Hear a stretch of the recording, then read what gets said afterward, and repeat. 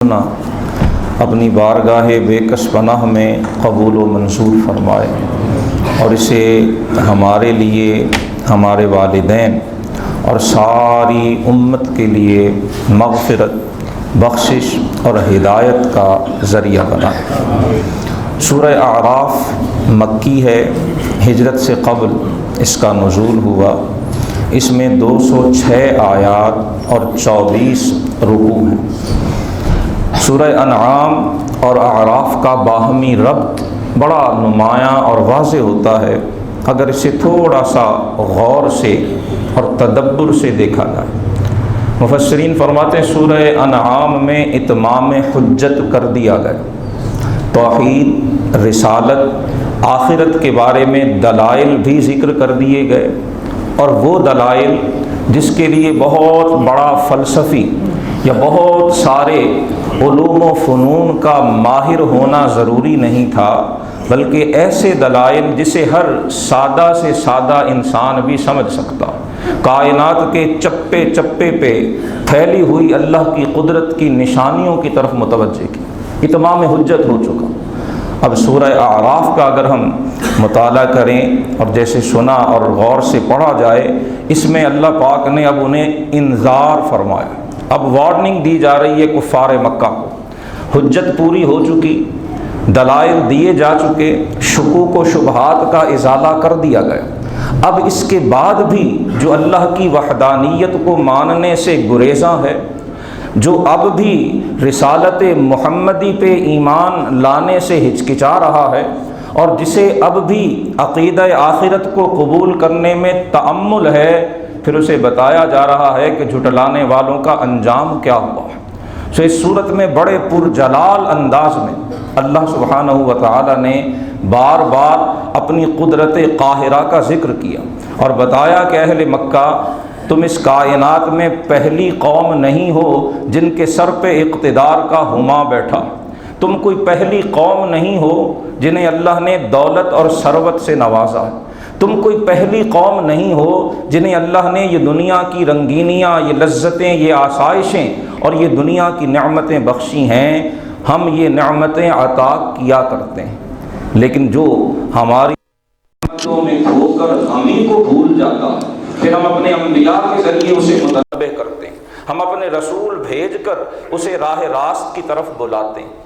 اور جو ہمارے اس پیغام کو بھی نظر انداز کرتا ہے، اپنی عیش کوشی سے نکلنے پہ آمادہ نہیں ہوتا، پھر ہمارے عذاب کا کوڑا برستا ہے اور اسے تہس نہس کر کے رکھ دیا جاتا۔ یہ مضمون اس ساری سورہ مبارکہ میں آپ کو جا بجا پھیلا ہوا دکھائی دے گا۔ اعراف عربی زبان میں بلند اور اونچی جگہ کو کہا جاتا ہے۔ اس سورہ مبارکہ میں ذکر کیا گیا کہ جنت اور دوزخ کے درمیان ایک اونچی جگہ ہوگی جہاں کچھ لوگ ہوں گے جو جنتیوں کو بھی دیکھیں گے اور دوزخیوں کو بھی دیکھیں گے۔ جنتیوں کو دیکھیں گے تو انہیں سلام کریں گے اور ان نعمتوں میں آنے کی خواہش اور آرزو رکھیں گے، اور جہنمیوں کو دیکھیں گے تو اللہ کے عذاب سے پناہ چاہیں گے۔ ان کا ذکر اصحاب الاعراف کہہ کے کیا گیا، اسی مناسبت سے اس سورت کو ہی سورۃ الاعراف کہا جاتا ہے۔ اب رہی یہ بات کہ وہ لوگ کون ہوں گے، کثیر اقوال، قرآن حکیم نے چونکہ اسے ڈیفائن نہیں کیا، وضاحت سے اس کا ذکر نہیں کیا، رسول اللہ صلی اللہ علیہ وآلہ وسلم سے کسی حدیث صحیح میں سند صحیح کے ساتھ اس کی تفسیر منقول نہیں ہے، اس لیے ائمہ تفسیر سے متعدد اقوال ہیں، جن میں سب سے زیادہ معروف قول یہ ہے کہ مقام اعراف پر وہ لوگ ہوں گے جن کی نیکی اور بدی، اچھائیاں اور برائیاں دونوں برابر ہوں گی۔ نہ تو اچھائی کچھ زیادہ ہوگی کہ وہ سیدھے جنت میں چلے جائیں، اور نہ برائیاں ہی زیادہ ہوں گی کہ وہ سیدھے جہنم میں پھینک دیے جائیں۔ انہیں وہاں رکھا جائے گا جب تک اللہ کی قدرت کو منظور ہو، اور چونکہ صاحب ایمان ہوں گے پھر بالآخر اللہ پاک انہیں جنت کی نعمت سے نوازے گا۔ اسی مناسبت سے سورت کا نام سورہ اعراف رکھا گیا، آغاز حروف مقطعات سے کیا گیا، قرآن حکیم کی حقانیت کا ذکر ہے، اور آیہ نمبر 4 سے ہی فرمایا گیا جو عرض کی تھی کہ انذار، ڈرانا، اللہ کے عذاب کا خوف دلا کر راہ راست کی طرف بلانا، یہ سورت کا بنیادی مضمون ہے۔ فرمایا کتنی بستیاں ہیں جنہیں ہم نے ہلاک کر ڈالا، فجاءھا بأسنا بیاتا، ہمارا عذاب ان پر اس وقت آیا جب وہ رات کو خواب خرگوش کے مزے لے رہے تھے، او ہم قائلون، یا وہ دوپہر کی حرارت اور شدت گرمی سے بچ کر اپنی آرام گاہوں میں قیلولہ کر رہے تھے، اس وقت وہ عذاب الہی کا شکار ہو گئے۔ اور جب عذاب کا کوڑا برسا، نگاہوں کے سامنے عذاب بالکل سامنے آ گیا، تب انہوں نے کہا انا کنا ظالمین، ہاں ہم اس لائق تھے کہ یہ عذاب ہم پر آتا، ہم نے خود اپنی جانوں پر یہ ظلم کیے۔ اللہ پاک فرماتا ہے کہ پھر ہم ان سے بھی پوچھیں گے جن کی طرف ہم نے رسولوں کو بھیجا، اور ہم رسولوں سے بھی پوچھیں گے کہ ان کی قوموں نے کیا جواب دیا۔ بڑے اجمال کے ساتھ، اختصار کے ساتھ روز محشر کی ساری کارگزاری اس ایک آیت میں، آیہ نمبر 8 میں بتا دی گئی، والوزن یومئذ الحق، جب قیامت قائم ہوگی اعمال کو تولا جائے گا، جس کے اعمال نامہ عمل اور نیکیوں کا پلڑا بھاری ہوا وہی لوگ دراصل کامیاب ہوں گے، اور جن کی نیکیوں کا پلڑا ہلکا ہوا یہ وہ بد نصیب ہوں گے جنہوں نے اپنی جانوں پر ظلم کیا ہوگا، اور یہ اصل میں خسارے کا شکار ہونے والوں میں سے ہوں گے۔ پہلے رکوع کی آخری آیت، آیہ نمبر 10 میں بتا دیا کہ وَلَقَدْ مَكَّنَّاكُمْ فِي الْأَرْضِ، ہم نے تمہیں زمین میں کچھ عرصے کے لیے رہنے کی توفیق بخشی ہے، ہم نے تمہیں سدا کے لیے زمین اور اس دنیا میں نہیں بھیجا ہے، تم نے ہمیشہ ہمیشہ یہاں رہتے نہیں رہنا ہے، یہ تو تمہاری عارضی رہائش گاہ ہے۔ وَجَعَلْنَا لَكُمْ فِيهَا مَعَائِشَ، اور ہم نے تمہاری معیشت کے سامان بھی اس میں مہیا کر دیے ہیں۔ قَلِيلًا مَا تَشْكُرُونَ، فرمایا بہت تھوڑا تم شکر ادا کرتے۔ دوسرے رکوع میں جناب آدم علیہ السلام اور ابلیس کا واقعہ ایک بار پھر تفصیل سے ذکر ہوا۔ ابلیس کو راندہ درگاہ کر دیا گیا، دھتکار دیا گیا، اور اس نے اپنا منصوبہ اللہ کی بارگاہ میں پیش کیا، مہلت مانگتا ہے، اور اللہ پاک ایسا کریم ہے، ایسا رحیم ہے، ایسا مہربان ہے کہ وہ اپنی نافرمانی کرنے والے کو اس کی منہ مانگی مہلت عطا فرما دیتا ہے۔ مفسرین فرماتے ہیں کہ اس میں ایک امید کا پہلو اہل ایمان کے لیے یہ بھی ہے کہ اپنے رب سے مانگنے سے کبھی تھکنا نہیں چاہیے۔ اس کریم کو مانگنا پسند ہے، وہ مانگنے کو پسند فرماتا ہے، اور وہ عطا فرمایا کرتا ہے، کوئی اس کی عطا کو روک نہیں سکتا ہے۔ شیطان کو اس کی مطلوبہ مہلت دے دی گئی، اور پھر شیطان نے جو کچھ بارگاہ الہی میں عرض کیا، ہمارے کریم پروردگار نے، ہمارے اس رب نے جو ہم پر 70 ماؤں سے بڑھ کے رحم فرمانے والا ہے، اس نے ہمیں بتا دیا کہ تمہارے دشمن کا منصوبہ کیا ہے۔ شیطان نے کہا کہ الہی میں ان کے سامنے سے بھی ان پہ حملہ آور ہوں گا، میں ان کے عقب سے بھی حملہ کروں گا، میں دائیں جانب سے بھی ان پر حملہ آور ہوں گا، میں بائیں جانب سے بھی انہیں اپنے ہیلوں اور سازشوں میں پھنسانے کی کوشش کروں گا۔ وَلَا تَجِدُ أَكْثَرَهُمْ شَاكِرِينَ،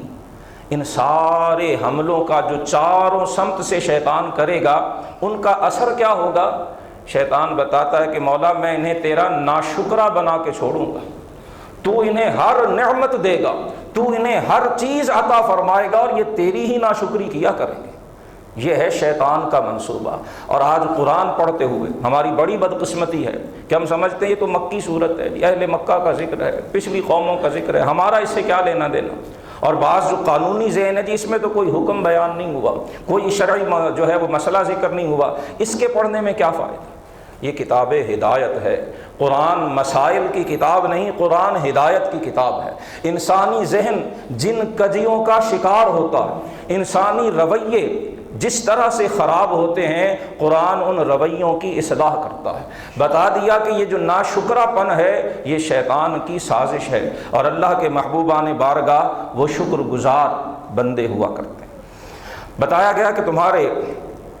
جد امجد آدم علیہ السلام اور حوا علیہ السلام کو اسی شیطان نے جنت سے نکلنے پہ مجبور کیا۔ خیال رکھنا جیسے تمہارے ماں باپ کو اس نے جنت سے نکالا، یہ تمہیں بھی جنت میں جانے سے روکنے کی پوری کوشش کرے گا۔ اس کی پوری کاوش ہوگی کہ اولاد آدم بھی جنت میں نہ جا سکے، سو اولاد آدم تم خیال کرنا یہ دشمن ہے، اس کی باتوں میں مت آ جانا۔ آیہ نمبر 23 میں وہ خوبصورت دعا ہمیں عطا ہوئی جو جناب آدم و حوا نے اپنے رب کی بارگاہ میں عرض کی، اور اللہ پاک نے ان کی التجا کو قبول کر لیا۔ ربنا ظلمنا انفسنا، الہی ہم نے اپنی جانوں پر ظلم کیا، وَإِن لَّمْ تَغْفِرْ لَنَا وَتَرْحَمْنَا، مولا اگر تیری مغفرت نہ نصیب ہوئی، الہی تیری بارگاہ سے اگر رحمت کی بھیک نہ ملی، لَنَكُونَنَّ مِنَ الْخَاسِرِينَ، تو مولا ہم تو گھاٹا کھانے والوں میں سے ہو جائیں گے۔ اپنے گناہوں کا اعتراف، اپنی عاجزی کا، اپنی تقصیر کا، اپنی کوتاہی کا اقرار، اور اللہ کی مغفرت و رحمت کو اپنی آخری امید قرار دے لینا، یہی انسان کی کامیابی کی نوید ہے۔ تیسرے رکوع میں بتایا گیا کہ اولاد آدم، ہم نے تمہیں لباس بھی عطا فرمایا ہے جو تمہارے تن کو ڈھانپتا ہے، سو اسے استعمال کرو، اپنا جسم ڈھانپ کے رکھا کرو۔ وَلِبَاسُ التَّقْوَىٰ ذَلِكَ خَيْرٌ، فرمایا یہ ظاہری لباس بھی ہماری نعمت ہے، لیکن یاد رکھنا سب سے بہترین لباس جو ہم نے تمہیں بخشا ہے وہ لباس تقویٰ ہے۔ اور لباس تقویٰ حدود اللہ کے اندر رہنا، اللہ کے حرام کو حرام سمجھنا اور اللہ کے حلال کو حلال سمجھنا، یہ تقویٰ ہے۔ اللہ فرما رہا ہے کہ یہ تقویٰ کا لباس یہ سب سے بہتر ہے جو ہم نے تمہیں عطا فرمایا۔ شیطان کہیں تم سے تمہارا یہ لباس تقویٰ اتروا نہ دے، سو اس سے بچ کے رہنا، اور بتایا وہ اور اس کا قبیلہ تمہیں وہاں سے دیکھتا ہے جہاں سے تم انہیں دیکھ نہیں سکتے۔ مشرکین مکہ جیسے شیطان کے بہکاووں میں آ کر جن الٹے سیدھے کاموں کا شکار ہو چکے تھے، ان کی تردید کی گئی۔ وہ برہنہ ہو کر بیت اللہ کا طواف کیا کرتے تھے، منع کیا گیا اور حکم دیا گیا آیا نمبر 31 میں کہ اولاد آدم جب مسجد میں آؤ تو زینت اختیار کیا کرو۔ بعض مفسرین نے لکھا یہاں مسجد سے مراد نماز ہے، فرمایا جب نماز کے لیے آؤ تو باوقار لباس پہن کے آیا کرو۔ مشرکین برہنہ ہو کر بیت اللہ کا طواف کرتے تھے، اہل ایمان کو حکم دیا گیا خذوا زینتکم، باوقار ہو کر، صاف ستھرا لباس پہن کر، ایسا لباس جسے پہن کر تم اپنے دوستوں میں بیٹھنے میں فخر محسوس کرو، وہ لباس پہن کر ہماری بارگاہ میں حاضر ہوا کرو۔ وَكُلُوا وَاشْرَبُوا، کھاؤ اور پیو، جو اللہ نے حلال کیا ہے اس کے کھانے پینے میں کوئی پابندی نہیں۔ وَلَا تُسْرِفُوا، پابندی یہ ہے اسراف مت کرو، تمہاری عمومی صورتحال ہو یا کوئی خاص موقع ہو، اسراف سے بچا کرو۔ انہ لا یحب المسرفین، اسراف کرنے والوں سے اللہ محبت نہیں فرماتا ہے۔ مشرکین میں ایک یہ برا خیال اور غلط رسم بھی تھی، وہ عبادت کے دنوں میں اچھی خوراک استعمال کرنا، اچھی غذا کھانا، اسے بھی عبادت کی روح کے منافی سمجھا کرتے تھے۔ فرمایا گیا من حرم زینت اللہ، اللہ نے جو چیزیں انسان کے فائدے کے لیے پیدا کی ہیں، وہ پہننے کی ہوں، وہ کھانے پینے کی ہوں، بتاؤ تو صحیح انہیں کس نے حرام کیا ہے؟ یہ ہرگز حرام نہیں ہے۔ قل ہی للذین آمنوا فی الحیات الدنیا، اچھا کھانا، اچھا پہننا، اچھا اوڑھنا، اچھا لباس، جبکہ یہ حلال ذرائع سے ہو، فرمایا یہ تو ایمان والوں کے لیے اللہ نے اس دنیا میں بھی رکھا ہے، خالصۃ یوم القیامہ، اور یہاں کافروں کو بھی میسر ہے، لیکن آخرت میں یہ اعزاز و اکرام صرف اہل ایمان ہی کا حصہ ہوگا۔ کذالک نفصل الآیات لقوم یعلمون، فرمایا ہم علم والوں کے لیے تفصیل کے ساتھ اپنی آیتیں بیان کرتے ہیں تاکہ وہ نصیحت حاصل کریں۔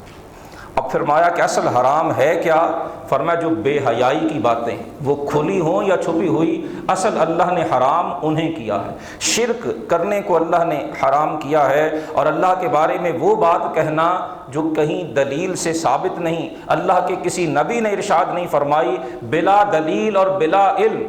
اللہ کی طرف کوئی بات منسوب کرنا، اصل حرام یہ چیز ہے۔ پھر اس کے بعد اس سورہ مبارکہ کے اندر بڑی تفصیل کے ساتھ اللہ نے انبیاء سابقین کا ذکر فرمایا ہے۔ حضرت نوح علیہ السلام کی قوم کا ذکر کیا گیا، حضرت ہود علیہ السلام کا ذکر خیر ہوا، حضرت صالح علیہ السلام کا ذکر خیر ہوا، حضرت لوط علیہ السلام کا ذکر ہوا، اور حضرت شعیب علیہ السلام کا ذکر خیر کیا گیا۔ ان سارے انبیاء کی قوموں کا ذکر ہوا، سارے انبیاء نے اپنی قوموں کو اللہ کا پیغام پہنچایا، اور قوموں نے انبیاء کی تکذیب کی۔ اللہ پاک نے فرمایا جب وہ کسی طور بھی باز نہ آئے تو پھر نتیجہ یہ ہوا کہ انہیں نمونہ عبرت بنا دیا گیا، اللہ کا عذاب ان پر آیا، اور عذاب الہی نے انہیں یوں گرفت میں لیا کہ پھر ان کا نام و نشان تک مٹا دیا گیا۔ قوم شعیب کا خاص طور پر تفصیل سے ذکر کیا گیا، اور فرمایا گیا کہ یہ قوم ناپ تول میں کمی کیا کرتی، شرک، کفر، بت پرستی، توحید، رسالت اور آخرت کا انکار اپنی جگہ تھا، اس کے ساتھ ساتھ جس خاص جرم کو قرآن نے ذکر کیا قوم شعیب کے حوالے سے، وہ ناپ تول میں کمی تھا۔ تجارت پیشہ لوگ تھے، بہت بڑی بڑی تجارتیں تھیں اس زمانے میں، بین الاقوامی تجارت ان کا پیشہ تھی، اور اس میں وہ ڈنڈی مارا کرتے تھے، وہ ناپ تول میں کمی کیا کرتے تھے۔ جناب شعیب منع کرتے اور وہ باز نہیں آیا کرتے تھے۔ اللہ پاک فرماتا ہے پھر جب مہلت پوری ہو گئی فَأَخَذَتْهُمُ الرَّجْفَةُ، پھر ایک شدید چنگھاڑ کا عذاب ان پر آیا، فَأَصْبَحُوا فِي دَارِهِمْ جَاثِمِينَ، اور وہ اپنے گھروں میں اوندھے پڑے رہ گئے۔ الَّذِينَ كَذَّبُوا شُعَيْبًا كَأَن لَّمْ يَغْنَوْا فِيهَا۔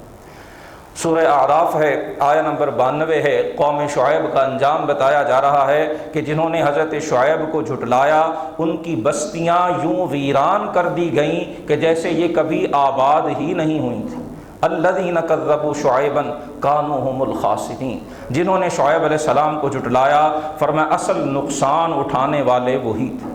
بتایا گیا کہ اللہ پاک انبیاء بھیج کر لوگوں کو تنبیہ کرتا، اے کفار مکہ، محمد الرسول اللہ تمہارے درمیان تشریف لا چکے،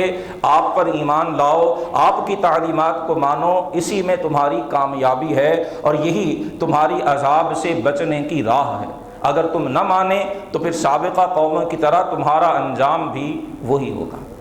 اس سورہ مبارکہ کے 13ویں رکوع سے جناب موسیٰ کلیم اللہ علیہ نبینا علیہ الصلاۃ والسلام اور آپ کی قوم کا ذکر بڑی تفصیل سے کیا گیا۔ کئی ایک رکوع میں 9ویں پارے کا آدھے سے زیادہ حصہ حضرت موسیٰ کلیم علیہ السلام اور آپ کی قوم بنی اسرائیل کے احوال پہ مشتمل۔ خلاصہ اس کا یہ ہے کہ حضرت موسیٰ علیہ السلام کا سامنا دو طرح کے لوگوں سے تھا، ایک فرعون اور اس کے حواری جو اقتدار پر فائز تھے، جو صاحب حکومت، صاحب اختیار تھے، دولت جن کے قبضے میں تھی، تمام وسائل پر جن کا قبضہ اور کنٹرول تھا۔ حضرت موسیٰ علیہ السلام نے انہیں دعوت دی، انہوں نے اپنے منہ مانگے معجزات مانگے، جادوگر اکٹھے کیے گئے، جناب موسیٰ کے معجزات کو جادو سمجھا گیا، سارے ملک سے فرعون نے جادوگر چن چن کے منگوائے، ان جادوگروں نے اپنا سارا زور لگایا، اور جب جناب موسیٰ علیہ السلام کا عصا سامنے آیا، اللہ کے نبی کا معجزہ جب ان کے سامنے آیا تو جادوگر ہونے کے باوجود جان گئے کہ یہ جادو نہیں ہے۔ فَأُلْقِيَ السَّحَرَةُ سَاجِدِينَ، وہ جادوگر جنہیں دعوت دے کے فرعون نے بلایا تھا، جنہیں انعام کی تاکید اور اس کا اعلان کیا گیا تھا، وہ سجدے میں گر پڑے اور کہنے لگے یہ جادو نہیں ہے، یہ اللہ کا سچا اور رب کی قدرت کا یہ برملا اظہار ہے۔ آمنا برب ہارون و موسیٰ، آمنا برب العالمین رب موسیٰ و ہارون، ہم سارے جہانوں کے رب پہ ایمان لائے جو موسیٰ و ہارون کا رب ہے۔ جادوگر ایمان لے آئے، بلانے والے فرعون اور اس کے درباریوں کو ایمان کی توفیق نصیب نہیں ہوئی۔ اللہ پاک نے طرح طرح کے عذاب بھیجے، بتایا گیا کہ ان پر ہم نے خون کا عذاب بھیجا، جوؤں کا عذاب بھیجا، مینڈکوں کا عذاب بھیجا، ٹڈیوں کا عذاب بھیجا، لیکن فاستکبروا، جو چیز انہیں ایمان لانے سے روکے رہی وہ ان کا تکبر تھا۔ علماء فرماتے ہیں اصل میں فرعون اور اس کے حواری جانتے تھے کہ اگر موسیٰ کو اللہ کا نبی مان لیا تو یہ کرسی کھسک جائے گی، پھر ہمارا اختیار نہیں رہے گا، پھر ہماری من مانی نہیں چلے گی، پھر ہماری مرضی نہیں چلے گی، پھر اللہ کی اور جناب موسیٰ کی مرضی چلے گی۔ اصل انہیں اس بات سے تردد تھا، وہ اپنی من مانیوں سے باز نہیں آنا چاہتے تھے، اور من مانیوں سے باز نہ آنے کی اس خواہش کو پورا کرتے کرتے وہ اپنی زندگیوں سے بھی ہاتھ دھو بیٹھے اور اللہ کے ہمیشہ ہمیشہ کے عذاب کا نوالا بن گئے۔ دوسرا فریق جس کا سامنا جناب موسیٰ علیہ السلام سے ہوا وہ خود آپ کی قوم بنی اسرائیل، جو آپ پر ایمان تو لے آئی لیکن طویل عرصہ فرعونیوں کی غلامی میں رہنے کی وجہ سے ذہنی سطح انتہائی پست ہو چکی تھی۔ اب وہ اللہ کے حکم کے باوجود دشمنوں کے خلاف جہاد پہ آمادہ نہیں۔ راہ خدا میں ہتھیار اٹھانا تو بڑی بات ہے، وہ اپنی روزی روٹی کے لیے، اپنا دسترخوان سجانے کے لیے بھی ہاتھ ہلانے کے روادار نہیں۔ آسمانوں سے من و سلوہ اترتا ہے، طرح طرح کی نعمتیں بخشی جاتی ہیں، لیکن اس کے باوجود وہ ذلت سے اوپر اٹھنے پہ آمادہ ہی نہیں ہے۔ جناب موسیٰ علیہ السلام لے کے نکلتے ہیں، اللہ فرعون سے نجات عطا فرماتا ہے، ایک قوم کے پاس سے گزر ہوتا ہے، وہ ایک بت کو پوج رہے ہیں، اور جب بنی اسرائیل یہ دیکھتے ہیں جناب موسیٰ علیہ السلام سے کہتے ہیں یا موسیٰ اجعل لنا الہا کما لہم آلہہ، یہ کتنے اچھے، ان کا رب تو ان کے سامنے ہے، یہ اسے سامنے دیکھ کے سجدہ کر رہے ہیں، اے موسیٰ ہمیں بھی اسی طرح کا ایک بت بنا دیجئے جس کی ہم پرستش کیا کریں۔ جناب موسیٰ حیران ہوتے ہیں، انکم قوم تجہلون، انتہائی جاہل لوگ ہو۔ جس رب نے تمہیں فرعون سے نجات بخشی ہے، تم نے مقابلہ نہیں کیا، تم نے ان سے ہتھیاروں کے ساتھ دست بدست جنگ نہیں ہوئی، اللہ نے انہیں دریا کی لہروں میں غرق کر دیا ہے، اس رب کو چھوڑ کر تم بت مانگتے ہو۔ افسوس، صد افسوس تمہاری عقلوں پر کہ تمہیں کیا ہو۔ جناب موسیٰ علیہ السلام کوہ طور پہ تشریف لے جاتے ہیں، وہی خواہش جو اندر مچل رہی تھی آپ کے جانے کے بعد وہ انہیں بچڑے کی پوجا پہ مجبور کر دیتی ہے، بچڑے کو خدا بنا لیتے ہیں، اس کی پوجا شروع کر دیتے ہیں۔ جناب موسیٰ علیہ السلام واپس آ کر سمجھاتے ہیں، حضرت ہارون علیہ السلام کے ساتھ مکالمہ ہوتا ہے، وہ اپنا عذر پیش کرتے ہیں کہ اے برادر مکرم، میں نے اپنی پوری کوشش کی لیکن قوم نے میری ایک نہیں مانی، اور نتیجتاً پھر بچڑے کی پرستش کی وجہ سے ان پر عذاب الہی کا کوڑا برستا ہے۔ اسی طرح سے ان کے دیگر احوال یہاں اس سورہ مبارکہ میں ذکر کیے گئے، اور اسی سورہ مبارکہ کے 20ویں رکوع میں پیچھے تفصیل سے بتایا کہ مختلف انبیاء کا ذکر ہوا، اور ہر نبی کے بارے میں یہی اعلان ہوا کہ وَإِلَىٰ مَدْيَنَ أَخَاهُمْ شُعَيْبًا، ہم نے شعیب کو قوم مدین کی طرف بھیجا، ہم نے جناب صالح کو ان کی قوم، جناب نوح کو ان کی قوم، اور جناب ہود کو ان کی قوم کی طرف بھیجا۔ لیکن اسی صورت کی آیہ نمبر 158 میں جب رسالت محمدی کا ذکر ہوا تو الفاظ اور اللہ کا اعلان یہ ہے، قُلْ يَا أَيُّهَا النَّاسُ، اے سارے انسانوں سن لو، اے حبیب آپ کہہ دیجئے کہ ساری انسانیت سن لو، انی رسول اللہ الیکم جمیعا، میں صرف اہل مکہ کا رسول نہیں ہوں، میں صرف اہل طائف کا رسول نہیں ہوں، میں صرف اہل یثرب کی طرف نہیں بھیجا گیا، مجھے صرف نجد و حجاز کی طرف نہیں بھیجا گیا، انی رسول اللہ الیکم جمیعا، میں تم سب کی طرف، اسود و احمر کی طرف، گورے اور کالے کی طرف، مشرقی اور مغربی کی طرف، عربی اور عجمی کی طرف، اور قیامت تک آنے والے ہر انسان کی طرف اللہ کا رسول بن کے آیا۔ الذی لہ ملک السماوات والارض، میں اس اللہ کا رسول ہوں جو سارے آسمانوں اور زمین کا بادشاہ ہے، جس کی حکومت، سارے آسمانوں اور زمین کی حکومت جس کے قبضے میں ہے، لا الہ الا ہو، اس کے سوا کوئی لائق عبادت نہیں، یحیی و یمیت، زندگی بھی اس کے قبضے میں ہے اور موت بھی اس کی دسترس میں ہے۔ اس اللہ پہ ایمان لاؤ اور اس کے رسول پہ ایمان لاؤ جو النبی الامی ہے، جو اللہ پر ایمان لاتا ہے، اللہ کے کلمات کی طرف بلاتا ہے، واتبعوہ لعلکم تہتدون، اس نبی کی پیروی کرو گے تو تم ہدایت پا جاؤ گے۔ اور پھر اصحاب سبت کا ذکر 21ویں رکوع میں کیا گیا۔ یہ ایک بستی تھی جناب موسیٰ علیہ السلام کے بعد، بنی اسرائیل میں سے ہی کچھ لوگ تھے، سمندر کے کنارے رہتے تھے۔ اللہ کا حکم اس دور کے نبی کی زبان سے یہ آیا کہ ہفتے والے دن تم نے مچھلیوں کا شکار نہیں کرنا ہے۔ اور پھر بڑے قابل غور الفاظ ہیں، آج جن فتنوں کا ہمیں سامنا ہے، کاش ہم قرآن حکیم کی یہ آیات، سورہ اعراف کی آیہ نمبر 163، 164 اور 165، ان 3 آیتوں میں تفصیل کے ساتھ ذکر کیا گیا کہ اللہ پاک نے انہیں آزمانے کے لیے ہفتے کے دن شکار سے منع بھی کیا، گویا ہفتے کے دن شکار ان کے لیے حرام کر دیا گیا، اور آزمانے کے لیے ہوا یہ کہ جب ہفتے کا دن آتا تو مچھلیاں سر نکال کے سمندر کے کنارے پہ اکٹھی ہو جاتی، جال پھینکنا تو درکنار، ہاتھ سے کوئی پکڑنا چاہے تو بآسانی پکڑ سکتی تھی۔ وَيَوْمَ لَا يَسْبِتُونَ لَا تَأْتِيهِمْ، جب ہفتے کا دن گزر جاتا مچھلیاں پھر سمندر سے غائب ہو جاتی، جال پھینک کے بڑی تگ و دو، بڑی جد و جہد اور بڑی مشقت سے کچھ مچھلیاں پکڑی جا سکتی، اور جس دن ہفتے کا دن ہوتا یوم سبتہم شرعا، تو وہ یوں سمندر کے کناروں پہ آتی کہ انہیں جال پھینکنے کی ضرورت نہ رہی۔ ایسا کیوں ہوا؟ کذالک نبلوہم، اللہ فرماتا ہے ایسا اس لیے ہوا تاکہ ہم انہیں آزمائیں۔ بتا دیا کہ اللہ ایک چیز کو حرام فرماتا ہے اور پھر وہ حرام دنیا میں عام ہو جاتا ہے، وہ حرام پھر اتنا عام ہوتا ہے کہ ایک ایک کی جیب کے اندر موجود ہے، ہر ایک کی تکیے کے ساتھ وہ حرام موجود ہوتا ہے، لیکن عام ہونے کے باوجود وہ حلال نہیں ہو جاتا ہے، وہ رہتا حرام ہی ہے۔ کذالک نبلوہم، اللہ آزماتا ہے کہ میں دیکھتا ہوں اس حرام کو چھوڑتا کون ہے اور اس حرام پر عمل کون کرتا اور اس کے پیچھے کون لگتا ہے۔ جب انہوں نے دیکھا کہ ہفتے کے دن مچھلیاں اتنی کثرت سے آتی ہیں تو ان کے منہ میں پانی بھرا ہے، انہوں نے ہفتے کے دن بھی شکار کرنے کے الٹے سیدھے ہیلے بہانوں سے شکار کرنا شروع کر دیا۔ پھر ان لوگوں کے 3 گروہ ہو گئے، ایک وہ جو ہفتے والے دن ہیلے بہانوں سے شکار کرنے لگ گیا، دوسرا وہ جو انہیں یہ کھلا حرام کرتے ہوئے دیکھتا اور چپ رہتا، ان کے ساتھ اٹھنا بیٹھنا لین دین، ان کے ساتھ جو ہے وہ اکل و شرب، ان کے ساتھ صحبتیں انہوں نے ترک نہیں کی،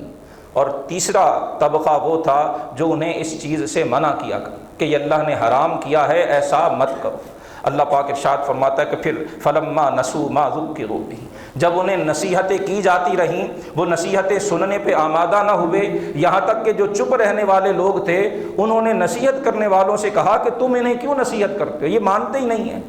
نصیحت کرنے والوں نے کہا ہم نصیحت اس لیے کرتے ہیں معذرۃ الی ربکم، کہ قیامت والے دن جب باز پرس ہو ہم اپنے مولا کی بارگاہ میں یہ تو عرض کر سکیں کہ الہی جو ہم سے ہو سکا وہ ہم نے کر دیا، مولا ہم انہیں روکتے رہے کہ یہ حرام ہے اسے چھوڑ دو، یہ ناجائز ہے اسے ترک کر دو، یہ غلط ہے اس سے باز آ جاؤ، الہی اگر یہ نہیں مانے تو مولا اس میں ہمارا قصور نہیں۔ انہوں نے کہا کہ ہم اس لیے روکتے ہیں تاکہ ہماری معذرت ہمارے رب کی بارگاہ میں ہو سکے، وَلَعَلَّهُمْ يَتَّقُونَ، اور ہو سکتا ہے کہ کسی کے در دل پر ہماری یہ نصیحت دستک بن جائے اور وہ حرام چھوڑ کر حلال کی طرف آ جائے۔ لیکن اللہ فرماتا ہے کہ جب وہ نہ مانے تو پھر أَنْجَيْنَا الَّذِينَ يَنْهَوْنَ عَنِ السُّوءِ، پھر روکنے والوں کو اللہ فرماتا ہم نے نجات عطا فرمائی، اور جو حرام کا ارتکاب کرنے والے تھے اور جو اس دن چپ رہنے والے تھے فرمایا وہ ہمارے عذاب علیم کا شکار بنے۔ اور کیسا عذاب ہوا؟ قُلْنَا لَهُمْ كُونُوا قِرَدَةً خَاسِئِينَ، انہیں دھتکارے ہوئے بندر بنا دیا گیا۔ بتایا کہ جو اللہ کے احکام سے تجاوز سے باز نہیں آتا اور رب کی حرام کی ہوئی چیز کو چھوڑتا نہیں ہے پھر اس کا انجام سوائے عذاب میں گرفتار ہونے کے اور کچھ نہیں ہوا کرتا۔ اسی سورہ مبارکہ کے آخری رکوع میں یہ ارشاد فرمایا گیا جس کے بارے میں مفسرین نے لکھا ہے کہ یہ اجمع آیت فی مکارم الاخلاق، قرآن میں جن مکارم اخلاق کی تعلیم اور تلقین کی گئی ہے یہ ان میں سے جامع ترین آیت ہے۔ آیہ نمبر 199 سورۃ الاعراف کی، فرمایا محبوب خذ العفو، معافی کو اختیار فرمائیے، وَأْمُرْ بِالْعُرْفِ، نیکی کا حکم دیتے رہیے، وَأَعْرِضْ عَنِ الْجَاهِلِينَ، اور جاہلوں سے کنارہ کشی اختیار فرمائیے۔ علماء فرماتے ہیں ان تین باتوں میں معافی اختیار کرنا، کسی کا قصور معاف کر دینا، نیکی کا حکم دیتے رہنا، اور جاہلوں سے الجھنے کی بجائے، بحث میں مصروف رہنے کی بجائے ان سے کنارہ کشی کر لینا، یہ تمام اخلاق کی بنیاد ہے۔ اللہ سبحانہ و تعالی ہمیں قرآن حکیم سے نور ہدایت بھی نصیب فرمائے، اور جن اخلاق کریمانہ کی دعوت قرآن دیتا ہے اللہ پاک ہمیں انہیں اپنانے کی توفیق عطا فرمائے۔